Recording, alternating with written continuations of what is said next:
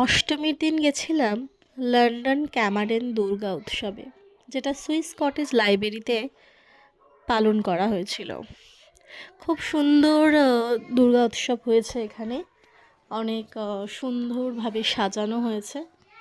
এই যে আমার ছেলে একদম শান্তশিষ্ট হয়েছিল, আমাকে একটুও বিরক্ত করেনি। এখানে আমরা অষ্টমীর অঞ্জলি দিয়েছি, ভোগ প্রসাদ খেয়েছি। ভোগ প্রসাদে ছিল ভাত, পনিরের তরকারি, ডাল আর পায়েস। ইনি হচ্ছেন ঠাকুরমশাই, ইনি এখানে পুজো করছেন।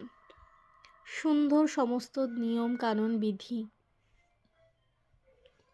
মেনেই এখানে পুজো করা হচ্ছে। বিভিন্ন সাংস্কৃতিক অনুষ্ঠানও হয়েছে। এখানে বিভিন্ন স্টলও বসেছিল খাবার দাবারের। কলকাতার স্ট্রিট ফুড, ফুচকা, সিঙ্গারা, চপ, সব কিছু, মিষ্টি।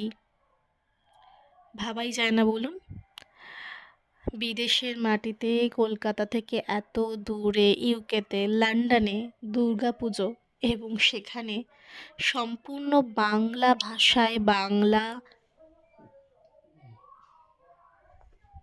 কালচার মেনে, নিয়মকানুন মেনে আমরা কিনা দুর্গা পুজো করছি।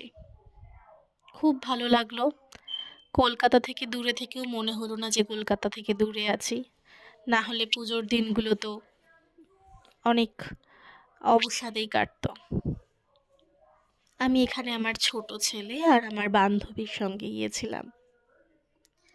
ভালো লেগেছে। এখানকার মানুষজনও খুব ওয়েলকামিং ছিলেন।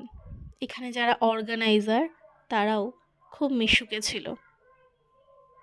এক কথায় অষ্টমী ভালো কাটলো।